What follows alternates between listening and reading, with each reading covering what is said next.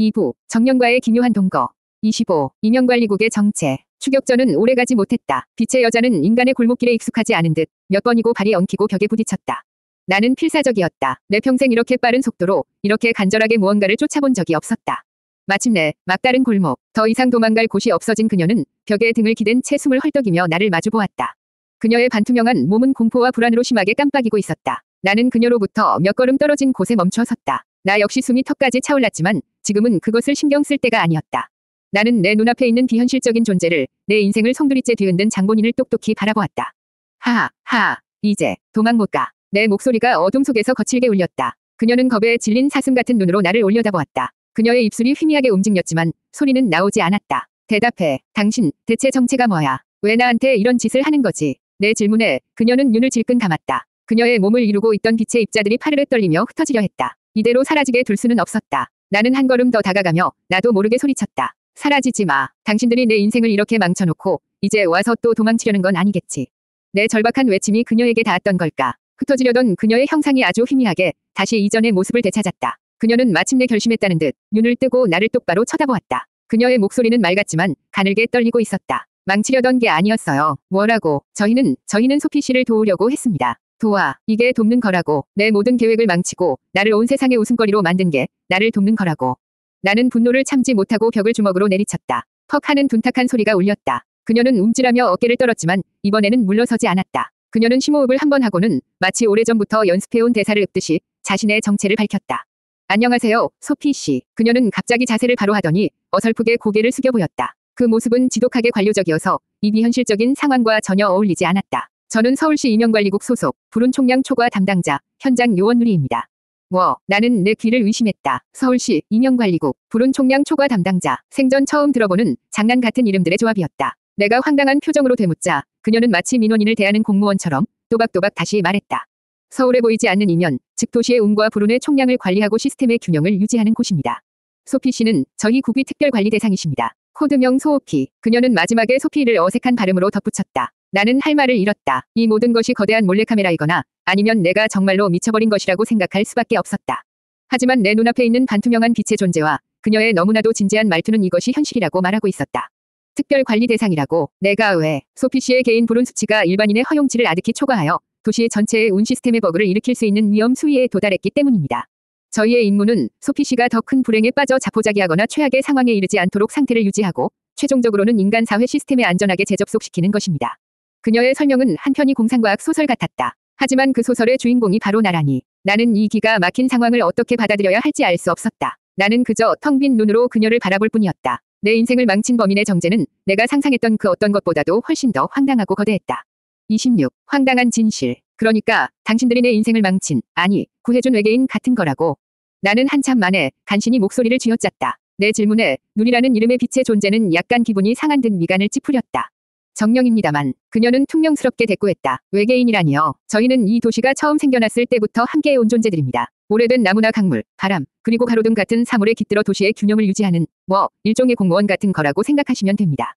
공무원. 나는 헛웃음을 터뜨렸다. 내 인생을 가지고 장난을 친 존재의 정체가 고작 공무원이라니. 그럼 그동안 있었던 일들이 전부 당신들 짓이었단 말이오. 레스토랑의 와인잔도, 명품 매장 앞에서의 바람도, 광장의 그 미친 플래시몹도. 누리는 고개를 끄덕였다. 하지만 이내 황급히 손사래를 치며 변명했다. 아니요. 전부 제가 한 건 아니에요. 레스토랑 사건은 제 실수였지만 바람이랑 플래시몹은 가람 선배님이. 가람. 네. 바람의 정령이신데 성격이 좀 짓궂으셔서. 선배님은 소피 씨의 계획을 막는 것 자체를 일종의 게임처럼 즐기시는. 아닙니다.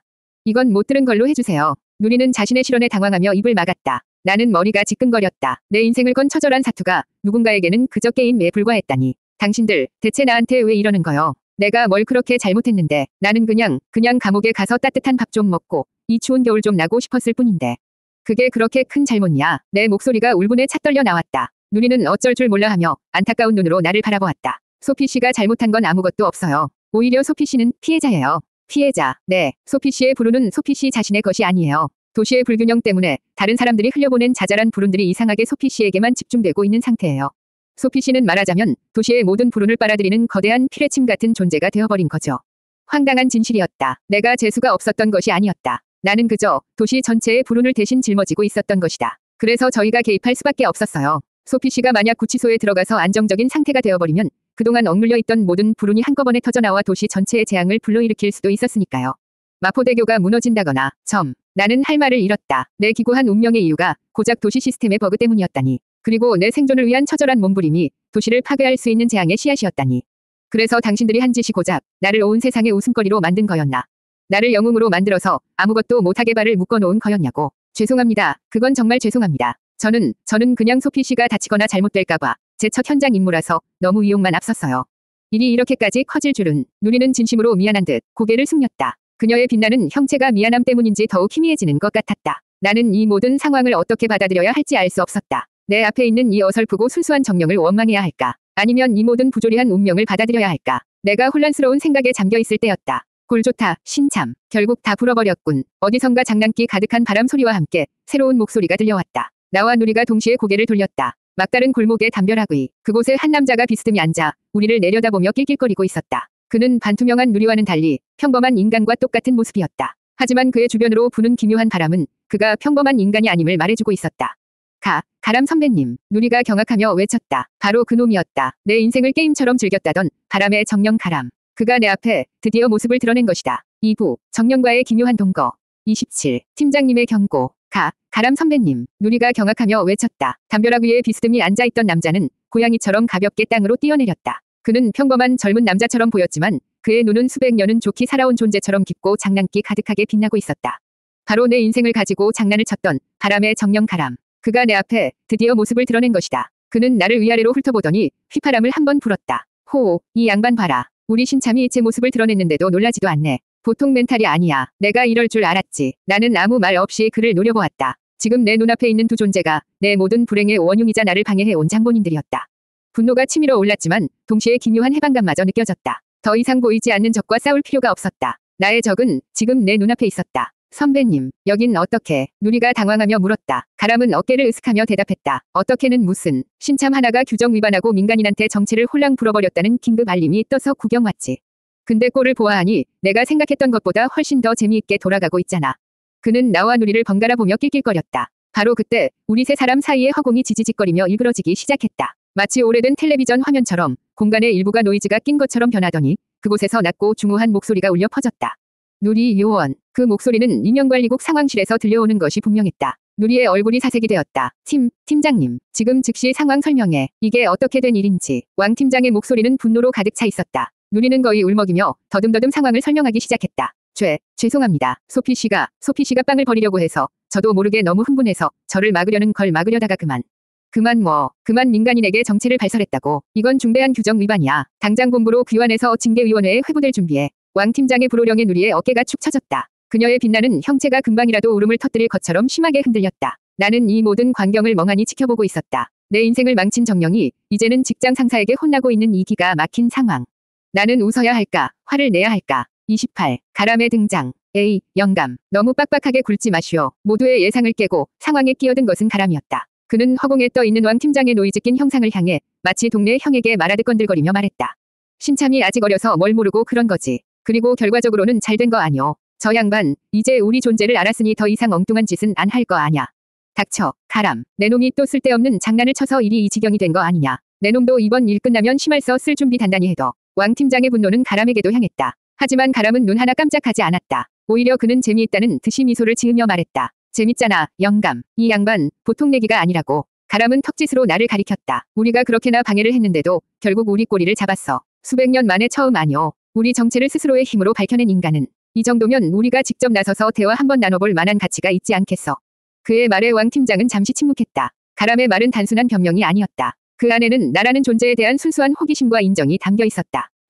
왕 팀장은 한참 동안 말이 없었다. 그는 노이즈 낀 형상 너머에서 나를 깊이 관찰하고 있는 듯했다. 마침내 그가 입을 열었다. 그의 목소리는 이전보다 조금은 누그러져 있었다. 좋다, 가람. 내 말대로 하지. 이번 일의 처리는 자네에게 맡기겠다. 단, 더 이상의 소란은 용납하지 않아. 누리 요원은 현장에서 대기하며 가람을 보조하고 모든 상황을 나에게 실시간으로 보고하도록. 그리고 왕 팀장의 시선이 나를 향하는 것이 느껴졌다. 인간, 소피. 당신과의 대화는 잠시 후에 다시 시작하지. 그 말을 끝으로 허공의 일그러짐이 사라지고 왕 팀장의 목소리도 끊겼다. 골목에는 다시 정적이 찾아왔다. 나와 어쩔 줄 몰라 하는 신참 정령 누리. 그리고 이 모든 상황이 너무나도 재미있다는 듯이 비릿한 미소를 짓고 있는 바람의 정령 가람. 우리 세 사람의 기묘한 대치가 시작되었다. 나는 내 앞에 서 있는 두 명이 정령을 바라보았다. 한 명은 내 인생을 망친 것에 대해 진심으로 미안해하는 어설픈 신참이었고, 다른 한 명은 내 인생을 가지고 논 것을 조금도 미안해하지 않는 능글맞은 베테랑이었다.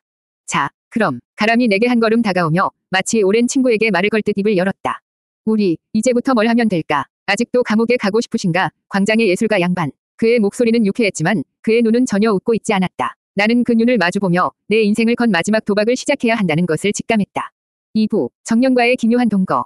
29. 기묘한 협상. 자, 그럼 담벼락 위에서 내려온 남자 가람이 내게 한 걸음 다가오며 마치 오랜 친구에게 말을 걸 듯 입을 열었다. 우리 이제부터 뭘 하면 될까? 아직도 감옥에 가고 싶으신가? 광장의 예술가 양반. 그의 목소리는 유쾌했지만 그의 눈은 전혀 웃고 있지 않았다. 나는 그 눈을 마주 보았다. 분노가 치밀어 올랐지만 이상하게도 머리는 그 어느 때보다도 차갑게 식어 있었다. 이 길고 긴 숨바꼭질의 순례를 마침내 찾아냈다. 이제 더 이상 어둠 속에서 헤맬 필요가 없었다. 그래, 내 목소리는 나도 놀랄 만큼 차분하게 나왔다. 아직도 감옥에 가고 싶어. 아니, 가야만겠어. 당신들 때문에라도. 내 대답에 가람의 눈썹이 흥미롭다는 듯이 살짝 올라갔다. 옆에 서 있던 빛의 존재, 누리는 어쩔 줄 몰라 하며 내 눈치와 가람의 눈치를 번갈아 살폈다. 소피 씨, 진정하세요. 저희는 정말 소피 씨를 도우려고. 이게 돕는 거라고. 나는 누리를 향해 고개를 돌렸다. 당신들의 그 어설픈 도움이 내 인생을 어떻게 만들었는지 알기나 해. 나는 이제 내 이름으로 살 수도 없어. 사람들은 나를 보고 수군거리고 사진을 찍고 멋대로 의미를 부여하지. 나는 더 이상 굶주릴 자유도 절망할 자유도 없어. 당신들이 나에게서 모든 걸 빼앗아 갔다고. 죄송합니다. 누리의 빛나는 형체가 미안함 때문인지 더욱 희미해졌다. 하지만 가람은 여전히 재미있다는 표정이었다. 그래서 우리 탓이다. 이 말인가? 그래, 당신들 탓이야. 당신들의 그 오만하고 이기적인 선의가 나를 이 지옥에 몰아넣었어. 나는 다시 가람을 똑바로 쳐다보았다. 당신들 나를 막는 게 꽤나 힘들었을 텐데. 안 그런가? 내가 무슨 짓을 할지 몰라 전전긍긍하고 내가 저지른 사고를 수습하느라 꽤나 바빴을 거야. 당신들이 말하는 그 도시의 균형이라는 게 그렇게나 중요하다면 나 같은 불안정한 존재 하나를 계속 쫓아다니는 건 엄청난 자원 낭비일 텐데. 내 말에 가람의 미소가 처음으로 살짝 옅어졌다. 내가 그의 핵심을 꿰뚫었다는 증거였다. 당신들도 지쳤을 거야. 그리고 나도 이제 지쳤어. 이 지긋지긋한 숨바꼭질 이제 끝낼 때가 되지 않았나. 그래서 뭘 어쩌자고. 우리더러 그냥 당신을 포기하고 감옥에 가도록 내버려 두라고. 미안하지만 그건 안 돼. 당신의 그 재수 없는 운명은 도시 전체를 날려버릴 수 있는 시한폭탄이라서 말이야. 알아. 당신들의 사정 따위는 관심 없어. 하지만 당신들에게도 그리고 나에게도 이득이 되는 방법이 하나 있지. 나는 잠시 숨을 골랐다. 그리고 내 인생을 건 마지막 도박을 던졌다. 조소, 그렇다면 나와 내기를 합시다. 내기. 가람의 눈이 다시 장난스럽게 반짝였다. 그는 내기라는 단어를 무척이나 마음에 들어 하는 듯했다. 누리는 옆에서 선배님. 안 됩니다. 규정상 민간인과의 사적인 계약은 이라며 말렸지만 가람은 손을 들어 그녀의 말을 막았다. 재밌겠는데. 계속해봐, 인간. 어떤 내기를 하고 싶지. 나는 비릿한 미소를 지었다. 드디어 그들이 내 판 위로 올라왔다. 당신들과 나 딱 한 번이 마지막 게임을 하는 거요. 당신들은 당신들의 모든 능력을 동원해서 나를 막고 나는 나의 모든 지혜를 동원해서 당신들을 뚫고 내 목표를 달성하지. 그리고 그 결과에 깨끗하게 승복하는 거야. 어떤가? 이 이상 더 공평하고 확실한 해결책은 없을 텐데. 내 제안에 골목 안에는 기묘한 정적이 흘렀다. 당황한 신참 정령과 모든 것이 흥미롭기만 한 베테랑 정령. 그리고 그들 앞에서 자신의 운명을 담보로 마지막 승부수를 던진 한 인간. 우리의 기묘한 협상은 그렇게 시작되고 있었다. 30. 내기의 조건. 내기라. 좋아. 아주 마음에 들어. 가람은 마치 어린아이처럼 박수를 한번 쳤다. 그의 주변으로 즐거운 바람이 소용돌이쳤다. 팀장님께는 내가 잘 둘러대지. 이런 재미있는 구경거리를 놓칠 수는 없잖아. 그래서 조건이 뭔데? 아주 구체적이고 확실해야 할 거야. 우리 정령들은 말장난 같은 건 질색이거든. 나는 고개를 끄덕였다. 이것이 마지막 기회였다. 두 번 다시 없을. 나는 내 모든 것을 걸어야만 했다. 조건은 간단해. 내가 당신들의 방해를 뚫고 범죄에 성공하면 당신들은 내게 더 이상 어떤 개입도 하지 않고 순순히 나를 감옥에 보내시오. 범죄의 성공이라. 그걸 어떻게 판단하지? 네가 빵 하나 훔쳤다고 해서 우리가 그걸 성공으로 인정해 줄 것 같나? 가람의 질문은 날카로웠다. 아니, 성공의 기준은 명확해. 내가 현행범으로 체포되고 경찰서에서 조사를 받고 구속영장이 발부되어 정식으로 구치소에 수감되는 것. 그 모든 절차가 완벽하게 끝났을 때 나의 승리다. 어설픈 훈방 조치나 불기소 처분은 실패로 간주하지. 어떤가? 내 조건에 가람은 잠시 생각에 잠겼다. 그는 내 생각보다 훨씬 더 신중했다. 구속영장이라. 기준이 꽤나 빡빡하군. 좋아, 받아들이지. 네가 만약 우리의 눈을 속이고 이 도시의 시스템을 뚫고 스스로를 가두는 데 성공한다면 우리는 더 이상 내 인생에 관여하지 않겠다. 깨끗하게 약속하지. 좋아, 이제 내 차례였다. 나는 숨을 한 번 골랐다. 하지만 만약 내가 실패하면. 내 말이 끝나기도 전에 옆에서 안절부절 못하며 듣고만 있던 누리가 끼어들었다. 그녀의 목소리는 간절했다. 실패하면 인간답게 살기 위해 노력하셔야 합니다. 그녀의 순수한 제안에 나와 가람은 동시에 피식 웃음을 터뜨렸다. 노력. 내가 먼저 입을 열었다. 아가씨, 노력이라는 말처럼 공허한 게 없소. 내가 노력을 안 해본 것 같소. 이 세상은 말이지 노력만으로는 절대로 넘어설 수 없는 벽이라는 게 존재한다고.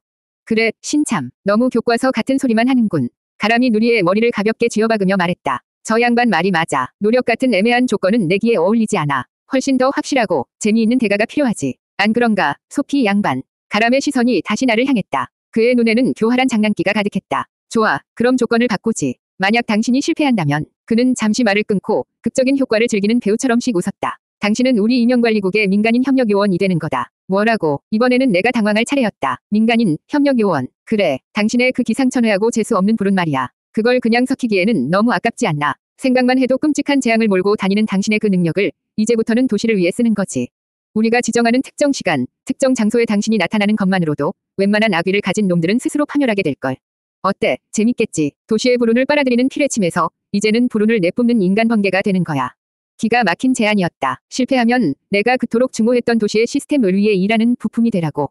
하지만 이상하게도 그 제안이 싫지 않았다. 인간답게 살기 위해 노력한다는 막연한 약속보다 훨씬 더 명확하고 자극적이었다. 그리고 무엇보다 그 제안에는 나라는 존재에 대한 희미한 인정이 담겨 있었다.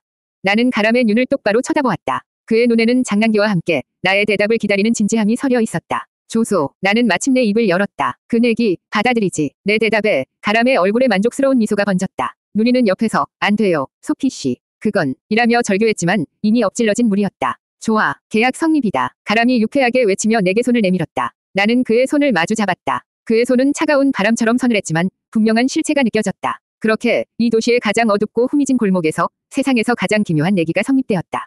한 인간의 운명과 도시의 균형을 건 단 한 번이 마지막 게임. 이제 주사위는 던져졌다.